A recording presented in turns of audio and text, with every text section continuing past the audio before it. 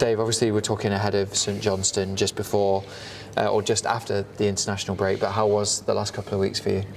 The break came at a good time for some players because played a lot of games. It's quite a grueling schedule just before the break, and then you get the international boys going away.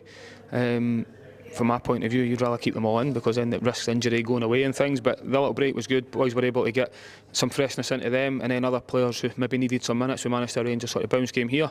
So we got minutes into them, and then all the players that went away pretty much got minutes apart from Nectar, I think. So everyone's came back safely, which is the most important thing.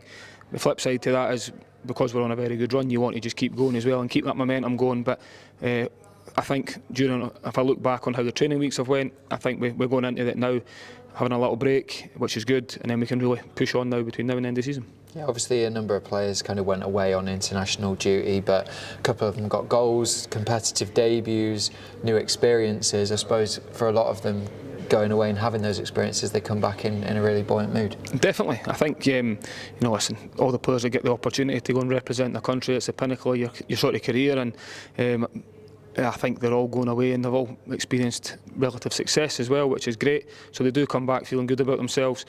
The one thing I would say is we've got a lot of players that have to travel some distance. The Australian boys come from the other side of the world. Nathan's the same, Alessana and Rocky.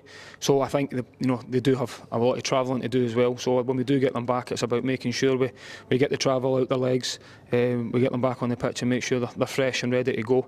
But certainly if they've had a positive experience when they've went away, that definitely helps. Yeah, St Johnstone at home up next then. What do you expect from them? It'll be a real difficult game. As I've said many times now, our mindset is slightly shifting, or has to shift now, because we were always about chasing the team in front for where we find ourselves. But St Johnstone are a team that need to win to try and stay in the league. They're fighting for their life, so it's going to be a real difficult game. Both teams have got everything to play for different reasons at the moment. And I think that's what every game is going to be like between now and the end of the season, because the league's so tight, because everyone's got so much to play for, that it's a good opportunity at home though to try and get 3 points, and that's the focus going into the game, of course. But we know it's going to be a difficult game. Yeah, 3 games until the split, like you say, or like you said for a long time now. The first goal is to make sure we are in that top 6. With that in mind, how important is this game? Exactly that, and the earlier, I've said it for a number of weeks now, the earlier you can cement that top 6 place, the better, because then it gives you the opportunity to, before the split with a couple of games to go potentially, a win tomorrow would certainly do that, guarantee that top 6. But again, it's about, can we get as many points as we can, as quickly as we can, to try and finish as high as we can. And I think that's obviously common sense for what I'm trying to say here, but I think when you look at where we've been, and how good a run we've been on at the minute, and the momentum that's behind it, everyone's looking forward to the game, but we know it'll be a difficult one. Yeah, just finally then, how do we look on the injury front? Injury front, so that all the international boys are back safely, which is good. They've trained this morning, we'll just see how they come through. In terms of injuries coming back, Nicky Cadden's not quite ready yet, but real positive in terms of his rehab. He's desperate to get back and pushed himself. We won't obviously take that risk with him right now, but initially when you see somebody pull up with a hamstring injury, you think it's going to be, or could be, a number of weeks.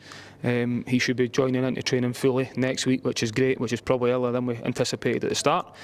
So that's a positive one, but not available for this weekend. The one that's a frustrating one is Joe Newell again. For him, we pushed him a little bit during the week to try and get him back involved. Unfortunately, he's had a little bit of a reaction, so we've had to come off it a little bit. Nothing too significant, but he won't be available this weekend, and we'll just have to manage him as we go.